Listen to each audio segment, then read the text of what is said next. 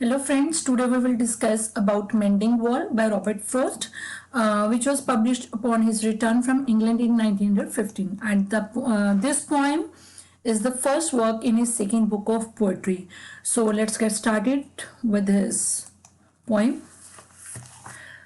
Something there is that doesn't love a wall. He starts his poem with something. Something there is that doesn't love a wall. The poem starts with an observation that there is something in the nature that doesn't like walls. In this poem, nature acts as a third character, even though this has not been mentioned clearly, right? And the term wall, something there is that doesn't love a wall. The term wall here presents an example of metaphor to explain both kinds of barrier, mental barrier and physical barrier. It represents two viewpoints of two different persons, right? First one is speaker and the second one is neighbor. And not only does the wall act as a divider in separating them, but it also acts as a barrier to communication between both. That sends the frozen ground swell under it and spills under boulders in the sun. These lines are, we can say, a beautiful use of personification of the unseen force of nature. As I earlier mentioned, that nature act as a third character, which is not clearly mentioned in the poem. Here, a beautiful, we can say, unseen force of nature act here, right? It is the nature which breaks the wall. Which breaks the wall because it does not like to stay there. It is a powerful image of something which causes the cold ground. It is something which causes this frozen cold ground, chilled ground under the wall to swell and then burst it into a way that the boulders come spitting out from within to the outside, right? It merely explains the view of the speaker in these lines that something wanted to keep the wall from being constructed, so it crumbles from the natural action. Because of the natural action, the frozen ground firstly swells and then spills under upper boulders in the sun and makes gaps. Even two can pass abreast. And this crumbling of the wall due to the natural activity, it makes gaps where the two neighbors can pass through easily, right? The work of hunters is another thing. I have come after them and made repair where they have left not one stone on a stone. The speaker points out that the work of the hunters is another thing or another obstacle to the wall between the two neighbors, right? And these hunters damage the wall during the sport and they don't even repair those damages. The speaker has to make regular repairs. He says, I have come after them. After them means after hunters and made repair. It is the speaker who has to make regular repairs. As he points out in this line, I have come after them and made repair. But they would have the rabbit out of hiding to please the yelping dogs, right? The speaker continues to point out the trouble the hunters cause to them. They don't even hesitate to tear down the walls to find the rabbits those are hiding to please their barking yelping dogs, right? They would have the rabbit out of hiding to please the yelping dogs, right? They are doing this to find out the rabbits which are hiding in those cracks under the stones, and why they are looking for these rabbits, they want to please their yelping dogs. The gaps, I mean, no one has seen them made or heard them made, right? But they would have despite we can say despite various contributing causes for the wall being from torn down, the fact remains that nobody knows or hears. No one has seen them made or heard them made, right? The gaps which are made by the hunters, no one has seen them or heard them. And when the gaps are formed, nobody is there, and but the speaker certainly discovers the gaps at the spring mending time. But at spring, right, he says that he has found these gaps at the spring mending time. But at spring mending time, we find them there. I let my neighbor know behind the hill, and on a day we meet to walk the line and set the wall between us once again. We keep the wall between us as we go. In these lines, in these 5 lines, he lets his neighbor across the dividing line know about the damages so they can repair them together, right? And on a day we need to walk the line. One day they will meet to go with the whole mending business as they do it every year. The narrator clarifies that they keep the wall in between when they do the mending job. To each the boulders that have fallen to each, and some are loaves and some so nearly balls, we have to use a spell to make them balance. Stay where you are until our backs are turned. The use of poetical device parallelism is the line. What is it? When he says that to each boulders that have fallen to each, it means to each emphasize the fact that the speaker and his neighbor are indeed on the opposite side of the wall, right? And the speaker and the neighbor notice the boulders which have fallen to either side. To them, these boulders look like, some of these boulders look like loaves of bread and some are as round as balls.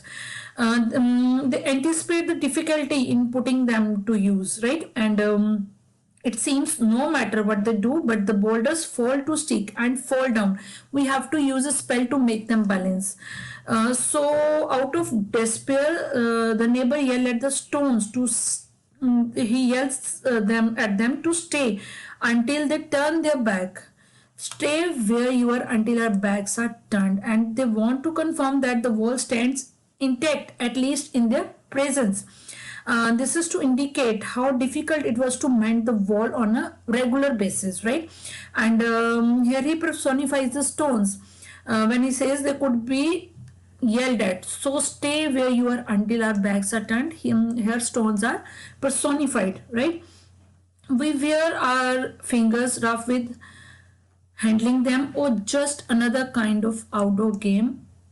One on a side, it comes to little more. Once on a side, the fingers of the neighbors are rough due to the handling of boulders over and over again, and this activity seems to them as an outdoor game. He says that this is a fun time activity as an outdoor game, and they find this task just like another outdoor game with the wall line demarcating the two opponents playing from across the line, or just another kind of outdoor game, one on a side. It comes to little more. There where it is, we do not need the wall. He is all pine and I am apple orchard. My apple trees will never get across and eat the cones under his pines, I tell him. Very interesting lines.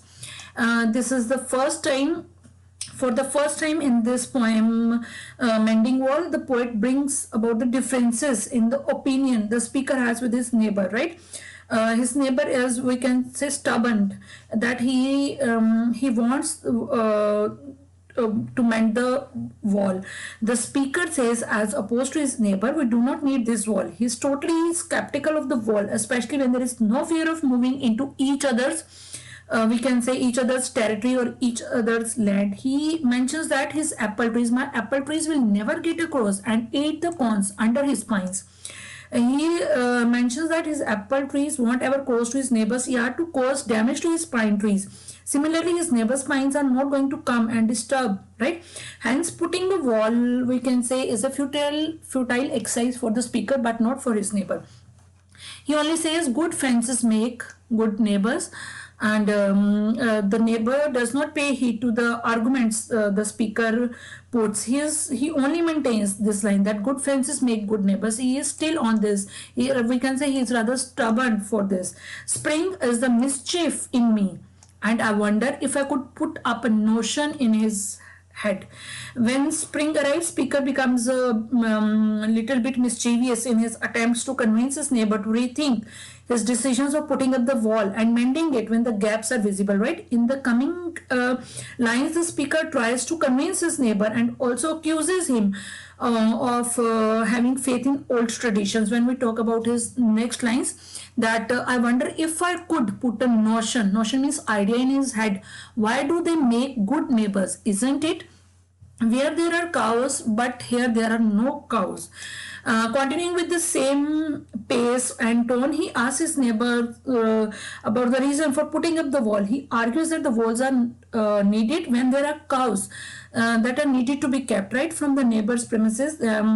But since there are no cows and only trees are there, there is no need for a wall in between. Before I built a wall, I would ask to know what I was welling in or welling out. And to whom I was like to give offense. The speaker still continues to argue his stand and says every time he builds a wall, he would ask to, he want to know what was he welling in or welling out. He always asked what was being separated and what was being brought together with the wall that they were constructing. What is the reason behind that he wants to construct the wall? He wants to mend the wall when there are no cows, when his apple trees are not going to we can say his are not going to damage his pine trees, and there are no cows. Then what is the reason that he's welling and welling out? He always asked about what is the reason behind mending this wall, right? He also asked whether this wall would offend anyone, right, and to whom I was like to give offense. Something there is that doesn't love a wall, that wants it down. The poet yet again points out that there is something that doesn't love a wall. Something is there that with that one starts something. This is, we can say, the nature. Something is there that doesn't love a wall and wants it to go down. It invokes a sense of mystery in the minds of the readers about this something. What is this something? It arouses a mystery, but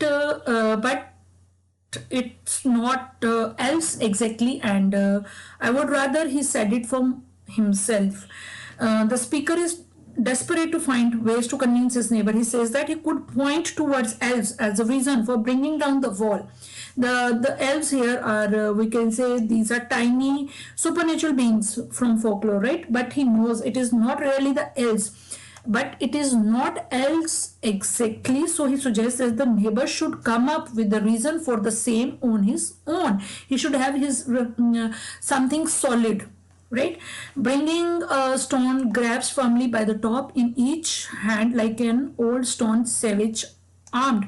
Despite all his efforts and hopes and dreams of turning the neighbor around, the speaker sees that the neighbor is bringing stones grasped firmly by the top in each of his hands. He looked like an armed old stone savage, right? Totally unaffected by the speaker's intentions and desires. The word like is here, the poet used this simile to compare the appearance of the neighbor with an armed old stone savage, right? In last lines, he moves in darkness, as it seems to be not of woods only and the shade of trees. The speaker at this point, he firmly believes that the neighbor is living in darkness. He moves in darkness, as it seems to me, and this darkness is not because of woods, not of woods only and the shades of trees. This darkness is not due to woods and shades of trees. This is, we can say, tight grip of darkness of ignorance, right? He will not go behind his father's saying, and he likes having thought of it so well. He says again, good fences make good neighbors. He says again, he is used for neighbor, right? The speaker says that neighbor is unwilling to compromise about this topic. He is unwilling to go beyond something his father used to say, that his father saying that good fences make good neighbors, and he is unwilling to go beyond this point. The neighbor stands his ground and utters again, good fences make good neighbors, that he is still there, that he is ready to mend the walls when the poet says that it is a futile exercise, but he is still there. An important feature of mending wall, we can say, is the wall that unites as well as divide, right? And the task of the mending the wall brings the two men together. It is described almost as a social occasion for them. Every spring, the maintenance of the wall brings neighbors together and has them working as a team, right? and the wall unites them as well as divides their land. So friends, this is all about mending wall, and next topic is going to be very informative. I hope you will like my content, and if you like it, please hit the like button, share and subscribe my channel. And thanks a lot for showing your love on my Facebook page. Thanks a lot for my those subscribers who gives me a thumbs up, who like my effort, and also like my videos on Facebook.